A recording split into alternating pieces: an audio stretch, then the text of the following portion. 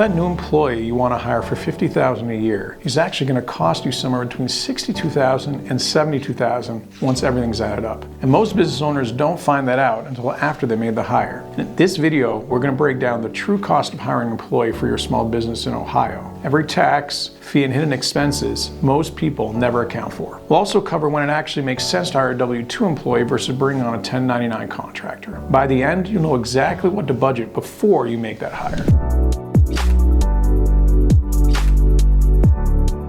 So let's start with salary. $50,000 is just the base. On top of it, you're responsible for employer payroll taxes as well. So here's what that means. As an employer, you pay 7.65% of your employees' wages in federal payroll taxes. That breaks down to 6.2% for Social Security and 1.45% for Medicare. So on a $50,000 salary, that's $3,825 out of pocket before you paid anything else. That's just federal. Your state may have its own unemployment tax on top of that, typically between 1% and 5%, up to a certain salary ceiling for each employee depending on where you operate. Here's where it gets interesting and where most business owners get caught off guard. Workers' compensation insurance is required in most states the moment you hire your first employee. The rate varies by industry. A desk job might 1% of wages, while a physical trade could run 5% or more. If you offer health insurance, the numbers jump significantly. For single coverage specifically, employees are paying $7,800 to $8,300 per year on average. That's around $650 to $700 a month before your employee even shows up to work. And there's paid time off,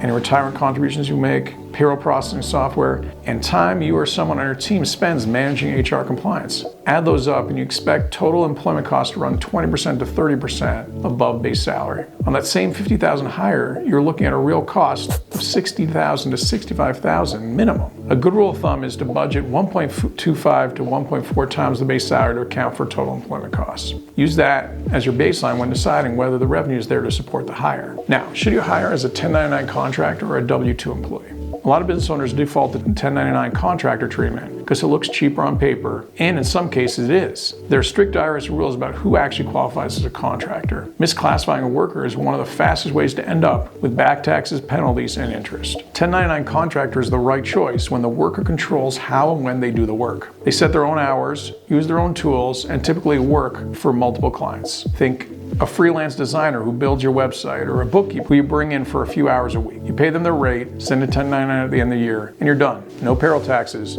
no benefits, no workers' comp in most cases. A W-2 employee is the right choice when you control the work. You set the schedule, provide the tools, train them on your processes, and expect them to show up consistently for your business only. That's an employee, even if you prefer calling it a contractor arrangement. The IRS uses a behavioral control test to make this determination. So if they catch a misclassification, you're on the hook for all the payroll taxes you withhold, report, and remit, plus penalties. Consider these risks when you make your decision. Looking for more small business finance tips? Subscribe to our channel today.